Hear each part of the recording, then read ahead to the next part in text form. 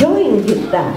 Pero ang 1 billion rising aims to have 1 billion na mga mujeres, women dancing together.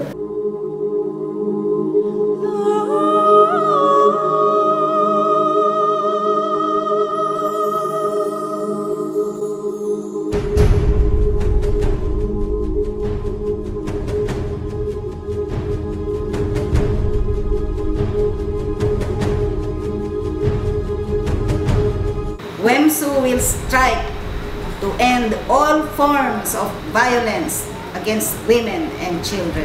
Musayaw ang WEMSU para ipalambo ang paglihok kontra sa pag-abuso sa mga kababaihan, bata, labi na jud sa mga estudyante.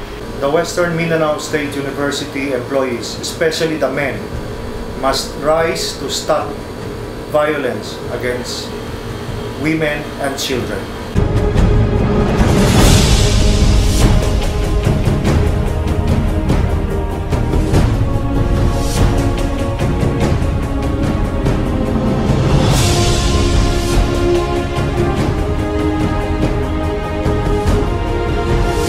WEMSU will strike against perpetrators who violate the rights of women and children. WEMSU will dance to eliminate all forms of harassment. So let's all dance!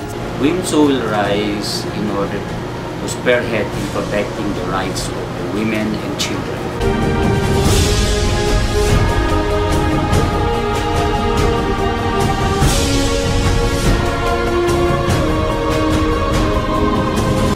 El WEMSU man strike o educar con el mga ente aquí na Zamboanga, especially el dominance del hombre contra con el mga mujer, el abuso más ta queda manada, más ta queda prevalen, pati conviene entender el mundo, no, na mga facts and figures with regard to especially women. El Western Mindanao State University tabayla como kampanya para proteger mga bata y mujeres na violencia y abuso del mga mayores. Suporta kita el derecho del cuerpo humano.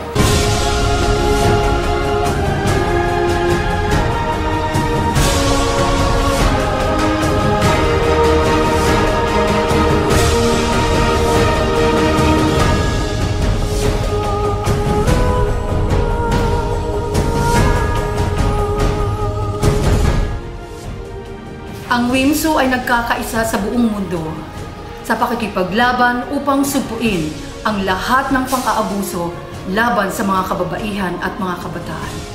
Ang WEMSU din ay tatayo upang ipagtanggol ang lahat ng karapatan para sa mga kababaihan at sa mga kabataan. WEMSU will strike to protect women and children from violence. WEMSU will dance to express support to programs, projects, and services which will be protecting women and children's rights, women and children's health, women and children's right to live, love, and all other related aspects or areas of living.